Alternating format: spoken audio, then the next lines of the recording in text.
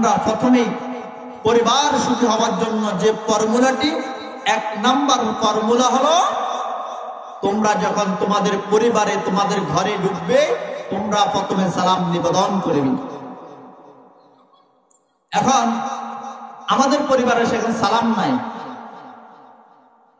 স্বামী কোথায় থেকে আসছে, পরিবারের ঘরে ঢুকিয়ে এটা নাই সেটা নাই, কিন্তু সালাম নাই। সালাম দেওয়াটা আল্লাহ সুবহানাহু ওয়া তাআলা পবিত্র কালামুল্লাহ শরীফের মধ্যে দিয়ে দিলেন, ইয়া আইয়ুহাল্লাযীনা আমানু লা তাদখুলু বুয়ুতান গায়রা বুয়ুতিকুম হাত্তা তাস্তানিসু ওয়া তুসাল্লিমু আলা আহলিহা। ইয়া আইয়ুহাল্লাযীনা আমানু, হে মুমিনগণ, হে ঈমানদারগণ, লা তাদখুলু বুয়ুতান, তোমরা যখন ঘরে প্রবেশ করবে, নিজের গৃহে অথবা গায়রা বুয়ুতিকুম, এবং অন্যের গৃহে প্রবেশ করবে, হাত্তা তাস্তানিসু ওয়া তুসাল্লিমু আলা আহলিহা, তোমরা প্রথমে সালাম নিবেদন করবে। তোমরা যখন তোমাদের ঘরে প্রবেশ করবে, তোমরা যখন যেথায় থেকে আসো না কেন, তোমরা যদি তোমাদের পরিবারের মধ্যে সালামটা চালু করে দাও, সালামটা জারি করিয়া দাও, সর্বপ্রথম তোমরা সালাম দিবে আসসালামু আলাইকুম ওয়া রাহমাতুল্লাহ। যখনই সালাম দিবে তখনই তোমাদের ঘরে শান্তি আর রহমত বর্ষিত হবে। যতক্ষণ পর্যন্ত সালাম দিবে না, তোমাদের পরিবারে সালাম হবে না, ততক্ষণ পর্যন্ত তোমার ঘরে কখনো শান্তি আসবে না।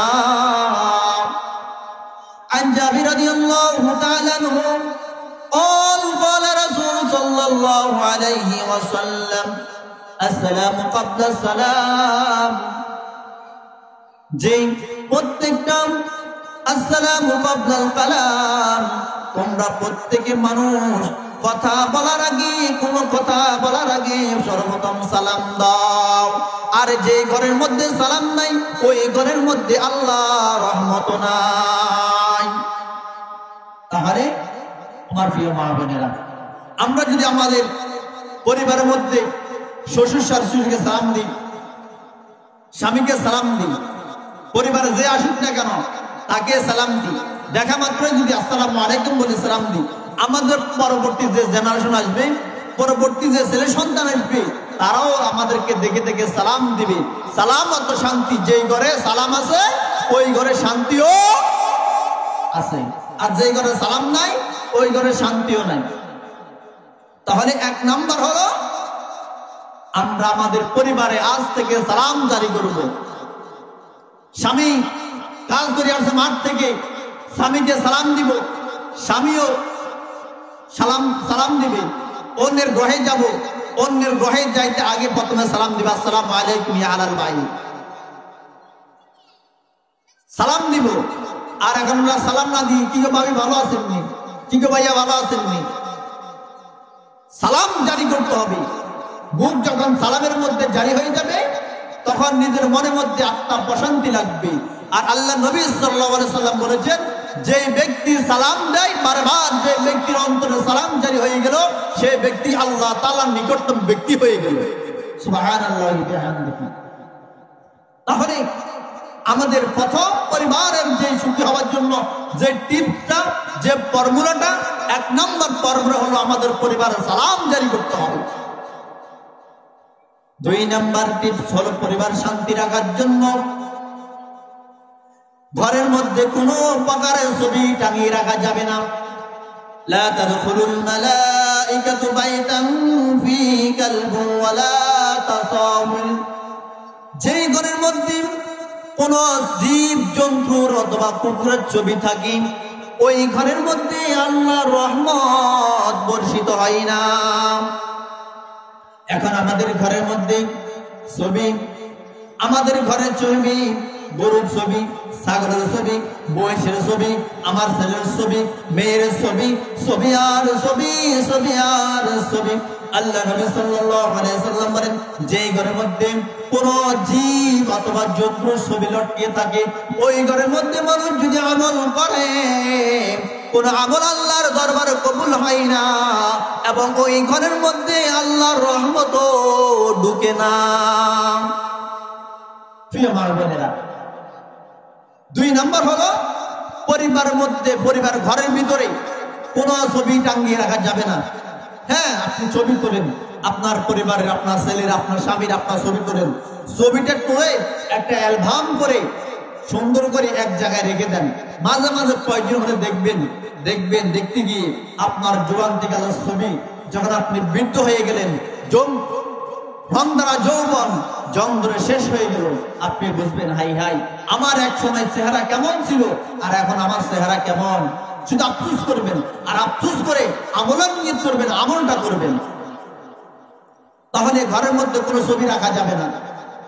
ছবি যদি রাখি, ওই ঘরের মধ্যে আল্লাহ রহমত কখনো আসে না। আর আল্লাহ রহমত আসে না, আল্লাহ রহমতের ফেরেশতা ওই জায়গায় আসে না। 3 নম্বর, যে ঘরের মাঝে নামাজ আছে, সেই ঘরের মধ্যে আল্লাহ রহমত আছে। আল্লাহ রাব্বুল আলামিন বলেন, ওয়াস্তাঈনু বিস-সাবরি ওয়াস-সালাত ওয়া ইন্নাহা লাকাবীরাতুন ইল্লা আলাল খাশিঈন। তোমরা সালাতের মধ্যে, তোমরা ধৈর্য ও সালাতের মধ্যে বিনয় হয়ে আল্লাহ তাআলার কাছে ক্ষমা চাও। এখন আমাদের পরিবারের মধ্যে নামাজ নাই, আমরা ঘুম থেকে উঠে আমরা গান শুনি, ঘুম থেকে উঠে আমাদের পরিবারের কাজ করি, কিন্তু আল্লাহ রাব্বুল আলামিন আমাদেরকে যে নামাজ পড়ার জন্য দৈনিক 5 ওয়াক্ত মসজিদের মিনবার থেকে ইমাম মুয়াজ্জিন হাইয়া আলাস সালাহ হাইয়া আলাল ফালাহ বলে ডাকতেছে, কিন্তু আমার স্বামীও নামাজ পড়ে না, আমার শাশুড়ি পড়ে না, আমার শ্বশুরও পড়ে না, আমিও পড়ি না। আমাদের ঘরটা আমরা কবর এবং জাহান্নামের উপর রূপান্তর করে ফেললাম, এবং সিনেমা হলের মতো আমাদের ঘরটা আমরা তৈরি করে ফেললাম। আল্লাহ নবী বললেন, ওয়াস্তাঈনু বিস-সাবরি ওয়াস-সালাত, তোমরা ধৈর্য সহকারে সালাত আদায় করো। তোমাদের হাজার কাজ কর্ম, হাজারো ব্যস্ততা থাকবে, তোমাদের ঘরে হাজার রকমের উপার্জন থাকবে, তোমরা তার ফাঁকে দিয়ে আল্লাহ তাআলার হুকুমটা পালন করবে। আমার প্রিয় মা বোনেরা,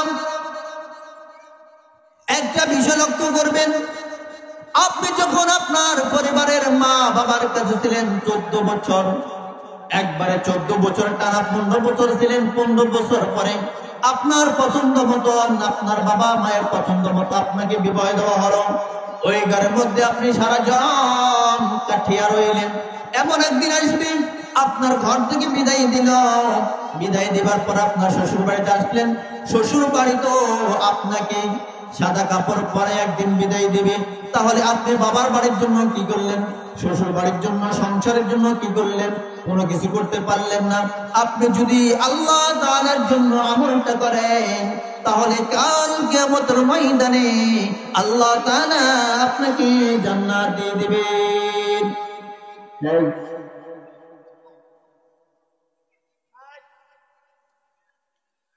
তাহলে পরিবারের মধ্যে নামাজ, তোমরা পরিবারকে কবর হিসেবে বানাইও না।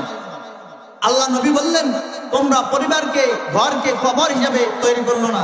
যে ঘরের মধ্যে নামাজ নাই, ওই ঘরটা যেন হয়ে যায় কবর মতো হয়ে গেল। 3 নম্বর হলো, ঘরে নামাজ আদায় করতে হবে, পরিবারের সবাই ঘরে নামাজ আদায় করতে হবে। 4 নম্বরে, ভাই বোন সন্তানদেরকে নিয়ে একসাথে খাবার খেতে হবে। একসাথে খাবার খেয়ে তাদের সাথে একসাথে যখন খানা খাবেন, আপনি বড় মাছের টুকরাটা, গোস্তের টুকরাটা আপনার বাবার হাতে তুলে দিবেন, আপনার সন্তান দেখবে, আপনার সন্তান বিনয় হবে এখান থেকে যে আসলে আমি, আমার বাবা কি করে, আমার মাই কি করে। যখন খাবার খেতে বসবেন, একজন অপরের দিকে দেখবেন কে পাইছে কে পাই নাই। সবার সাথে যদি সুন্দর ইনসাফ হয়, সবার সাথে সুন্দর হয়, তাহলে আপনার সন্তানটা পরিবার থেকে সুন্দর একটি গ্রহণ করতে পারবে, সুন্দর জীবন গ্রহণ করতে পারবে। 5 নম্বর হলো ঘরের মধ্যে কোরআন তেলাওয়াত করতে হবে। এই জন্য আল্লাহ রাব্বুল আলামিন বলেন, আর রহমানু আল্লামাল কুরআন খালাকাল ইনসানা আল্লামাহুল বায়ান। আর রহমান পরম করুণাময় অসীম দয়ালু, আল্লামাল কুরআন তিনি শিক্ষা দিয়েছেন আমাদেরকে কোরআন। খালাকাল ইনসানা আল্লামাহুল বায়ান, আর তিনি সৃষ্টি করেছেন মানুষদেরকে, আর তিনি শিক্ষা দিয়েছেন মানুষদেরকে, কোরআন শিক্ষা দিয়েছেন। আল্লাহ রাব্বুল আলামিন আমাদেরকে যে ভাষা দিয়েছেন, এই ভাষা শিক্ষা দিয়েছেন। আর আমরা যদি এখন যদি ভাষা যদি না জানি, আমরা কোরআন যদি না জানি, আমাদের পরিবারে এখন কোরআন পাঠ নাই। ইন্না কুরআনাল ফাজরি কানা মাশহুদা, তোমরা প্রতিদিন ফজরের পরে তোমরা তোমাদের ঘরের মধ্যে কোরআন তেলাওয়াত করো। যে ঘরের মধ্যে কোরআন তেলাওয়াত আছে, ওই ঘরের মধ্যে আল্লাহর রহমত আছে। যে ঘরের মধ্যে কোরআন তেলাওয়াত নাই, ওই ঘরের মধ্যে আল্লাহর রহমত নাই।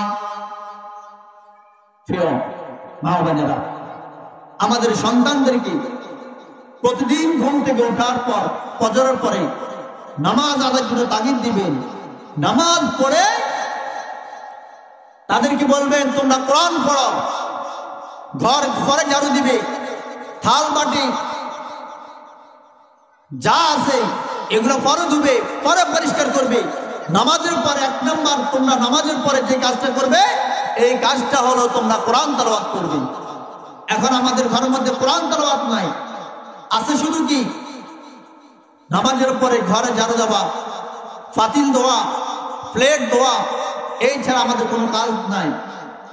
কতক্ষণ পরে আবার খাওয়ার জন্য রেডি হয়ে যায়। এইটা আপনার সম্বল নয়, এটা আপনার মেয়ের সম্বল নয়, আপনার পরিবারের সম্বল। তাকে কোরআন শিক্ষা দিতে হবে, তা কোরআন পড়াতে হবে। যেই ঘরের মধ্যে কোরআন তেলাওয়াত হয়, ওই ঘরের মধ্যে আল্লাহ রহমত হয়। হাদিসের মধ্যে পাওয়া যায়, যে ব্যক্তি ফজরের পরে কোরআন তেলাওয়াত করে, সূরা হাশরের 3 আয়াত পাঠ করে, অথবা সূরা ইয়াসিন তেলাওয়াত করে, যেই ঘরের মধ্যে সূরা হাশরের 3 আয়াত পাঠ করা হয়, ওই ঘরের জন্য, ওই ব্যক্তির জন্য 70,000 ফেরেশতা ফজর থেকে মাগরিব পর্যন্ত দোয়া করতে থাকে। আবার যদি মাগরিব পরে 70,000 ফেরেশতা মাগরিব থেকে ফজর পর্যন্ত ওই ব্যক্তির জন্য ওই ঘরে দোয়া করতে থাকে, আল্লাহ এই ঘরের মধ্যে শান্তি দিয়ে দাও, আল্লাহ এই ঘরের মধ্যে রহমত দিয়ে দাও, এই ঘরের সবাইকে ক্ষমা করে দাও। তাহলে আমাদের ঘরের মধ্যে আমরা কোরআন তেলাওয়াত জারি করতে হবে, আমাদের ঘরের মধ্যে আমরা কোরআন তেলাওয়াত চালু করতে হবে। আমাদের মধ্যে ঘরের মধ্যে যদি কোরআন তেলাওয়াত না থাকে, আমাদের পরিবারে যদি কোরআন তেলাওয়াত না থাকে, তাহলে আমাদের পরিবারে শান্তি আসবে না। আগেকার জমানায় যখন কোনো মেয়ে দেখতে আসতো বিয়ের জন্য, জিজ্ঞেস করতো যে তুমি সূরা ফাতিহা জানো কিনা, কোরআন রিডিং করতে জানো কিনা। এখন অধিকাংশ মেয়েরা কোরআন পড়তে জানে না। এখন মডার্ন হয়ে গেল, ঘুম থেকে উঠবে 8টা বাজে, 7টা বাজে, 9টা বাজে, উঠে ব্রাশ করে চলে যাবে। আল্লাহ নবী সাল্লাল্লাহু আলাইহি ওয়াসাল্লাম বলেন, কোন মানুষ যদি ফজরের সময় ঘুম থেকে না উঠে, সূর্যটা যদি না দেখে, কোরআন তেলাওয়াত যদি না হয়, ওই ঘরের মধ্যে শয়তানে বাসা করে। এক সাহাবী জিজ্ঞেস করলো, ইয়া রাসূলুল্লাহ, ইয়া হাবিবাল্লাহ, শয়তান বাসা করে তাদেরকে কি করে? বলল, শয়তানে তাদের ঘরের মধ্যে বাসা করে এবং তাদের পরিবারের মধ্যে অশান্তি সৃষ্টি করে দেয়। এখন আমাদের পরিবারে অশান্তি আর অশান্তি, শান্তি নাই। শান্তির যে বাহক, এই বাহকটা কোথায় যেন পালিয়ে গেল। এই বাহকটা কোথায় পালিয়ে গেল? আমরা পরিবারের মধ্যে শান্তি তৈরি করতে হবে। পরিবারের মধ্যে শান্তির বয়াটা কোরআন তেলাওয়াত দিয়ে শুরু করতে হবে। আমরা নামাজের পরে, প্রত্যেকটা নামাজের পরে কোরআন তেলাওয়াত করতে হবে। আমরা কোরআন তেলাওয়াত দিয়ে চলতে হবে, কোরআন তেলাওয়াত অনুযায়ী চলতে হবে। 6 নাম্বার হলো মাঝে মাঝে ঘুরতে যেতে হবে। স্বামীর সাথে ঘুরতে যাওয়া, আনন্দ দেওয়া। মাঝে মাঝে স্বামীকে কোরআন তেলাওয়াত শোনানো, মাঝে মাঝে স্বামীকে বিনোদন দেওয়া, আর স্বামীরাও মাঝে মাঝে স্ত্রীদেরকে নিয়ে বিভিন্ন জায়গায় নিয়ে দেখানো। 7 নম্বর হলো পরিবারের কোন বিষয় সিদ্ধান্ত নিতে, পরিবারের কোন বিষয় সিদ্ধান্ত নিতে পরামর্শ করা। ছেলে মেয়ে যারা আছে তাদের সাথে পরামর্শ করতে হবে। আপনি যখন কোনো কাজ ধরবেন, আপনি যখন বড় একটা কাজ করবেন, এই কাজটা পরিবারের সাথে সিদ্ধান্ত করতে হবে। আপনার ছেলে ছোট হোক, তার সাথে সিদ্ধান্ত করতে হবে, বড় হোক তার সাথে সিদ্ধান্ত করতে হবে। আল্লাহ রাব্বুল আলামিন বলেন, ওয়াশাউরুহুম ফিল আমরি ফাইযা আযামতা ফাতাওয়াক্কাল আলাল্লাহ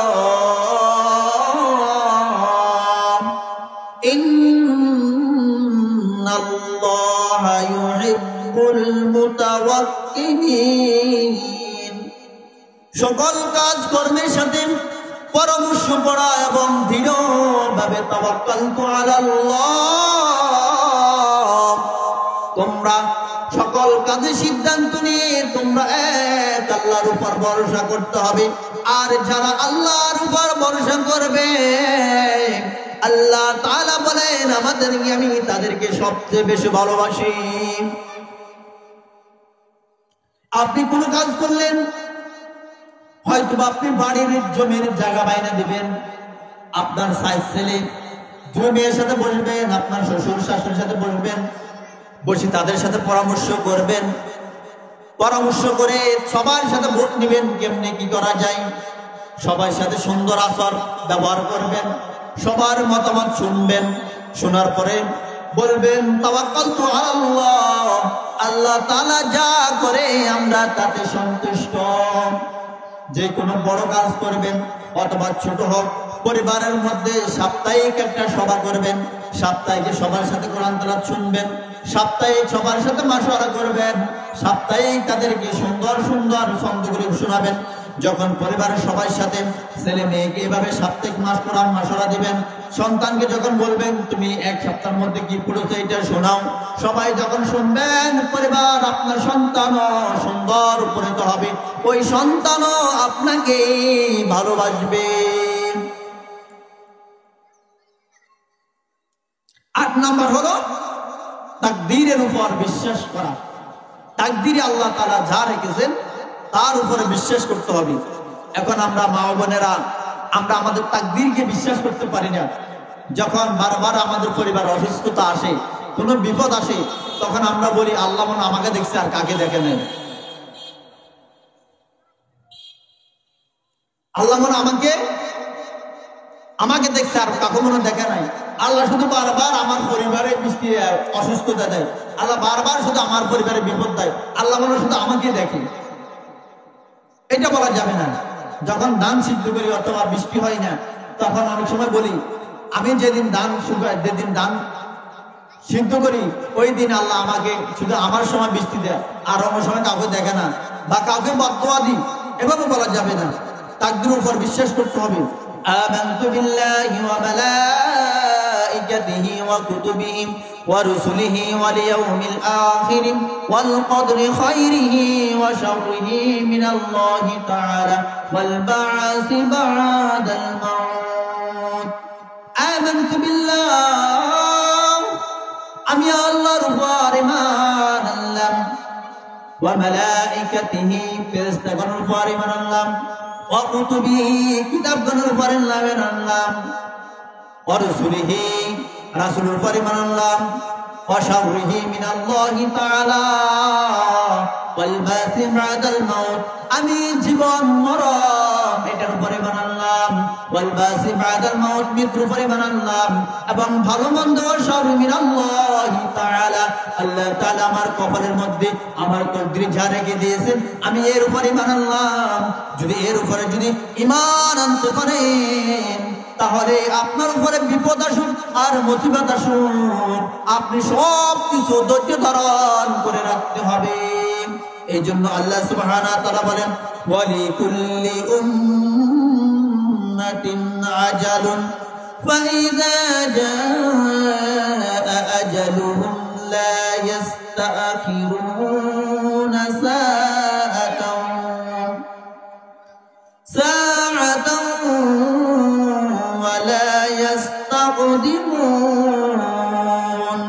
প্রত্যেক ব্যক্তির জন্য রয়েছে একটি নির্দিষ্ট সময় প্রত্যেক ব্যক্তিকে আমি আল্লাহ রাব্বুল আলামিন নির্দিষ্ট সময় দিয়েছি যখন সময় আসবে তখন তারা এক মুহূর্ত বিলম্ব করতে পারবে না আর যখন সময় যখন চলে আসবে তারা এক মিনিটও সামনের দিকে আনতে পারবে না আমি প্রত্যেকটা মানুষের জন্য তাদের সময় তাদের মৃত্যুর কাটাকে রেখে দিলাম এবং আমি এটা নির্দিষ্ট করে দিয়েছি এই নির্দিষ্ট আগে কারো মৃত্যু হবে না কেউ আগে আনতে পারবে না এই নির্দিষ্টর পরেও কেউ নিতে পারবে না তাহলে আমাদের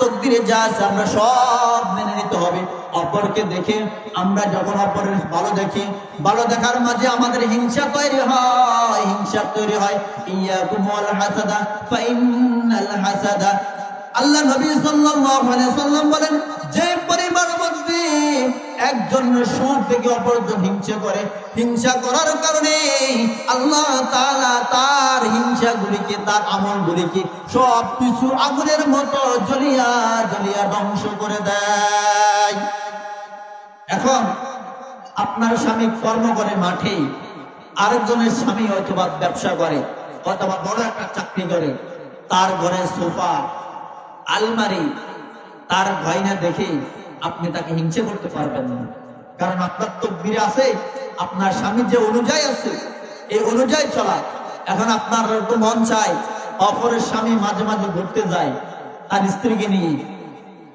খাট আনে সোফা আনে এটা আনে সেটা আনে এখন আপনার দেখি আপনার স্বামীকে শুধু জ্বালান অমুকের ঘরে এটা আনে সেটা আনে তুমি কেন আনো না এইটা দুনিয়াতে আফসোস করবেন ভাই আমার স্বামীর ইনকাম কম আমি যদি আজকে আমার স্বামীকে ফ্যাসার দিই চাপ দিই হয়তো বা সে টেনশনে পড়ে যাবে হয়তো আমাদের মধ্যে একটা বিচ্ছিন্নতা দেখা দিবি প্রয়োজন নাই আমরা কালকে আমাদের ময়দানে জান্নাতের জন্য অপেক্ষা হয়ে থাকবো এই জন্য আল্লাহ রাব্বুল আলামিন বলেন হাদাইকা ওয়া আনাবা ওয়া কাওয়াইবা আতরাবা ওয়া কাসান দিহাকা যারা দুনিয়াতে এভাবে ধৈর্য ধারণ করবে আমি আল্লাহ সুবহানাহু ওয়া তাআলা তাদেরকে শরাব খাওয়াবো তাদেরকে আমি তারা দুনিয়াতে যা যা চেয়েছে আমি সব তাদেরকে দেখাই আনবো তাহলে আমরা আমাদের দুনিয়াতে আর্থিক কম থাকার কারণে আমরা সব দিকে যাব না সব আমাদের চাহিদা পূরণ করতে হবে দুনিয়া তাই না আমাদের ইনকামের উপরে আমাদের আয়ের উপরে আমরা ব্যয় করব আয়ের পরে যদি আয় যে পরিমাণ হবার কথা এর চেয়ে যদি পরিমাণে যদি আমরা যদি ব্যয় করতে গেলে আমাদের ঋণ হয়ে যাবে যখন ঋণ হওয়ার পরে আপনিও টেনশন হারা হয়ে যাবেন আপনার স্বামীর টেনশন হয়ে যাবে ঋণ অবস্থায় যদি আপনি মৃত্যুবরণ করেন তাহলে আল্লাহ সুবহানাহু ওয়া তাআলা আপনাকে ক্ষমা করবেন না তাহলে আমাদের তকদিরে যেটা আছে আমরা তাওয়াক্কালতু আলাল্লাহ আল্লাহর উপর ভরসা করব আর আমানতু বিল্লাহি ওয়া মালাইকাতু আমরা আল্লাহর উপর ঈমান আনবো আর শয়তান যদি আমাদেরকে কোনো নকশ তৈরি করে দেয় আমরা সঙ্গে সঙ্গে পড়ে নেব আউযু বিল্লাহি মিনাশ শাইতানির রাজিম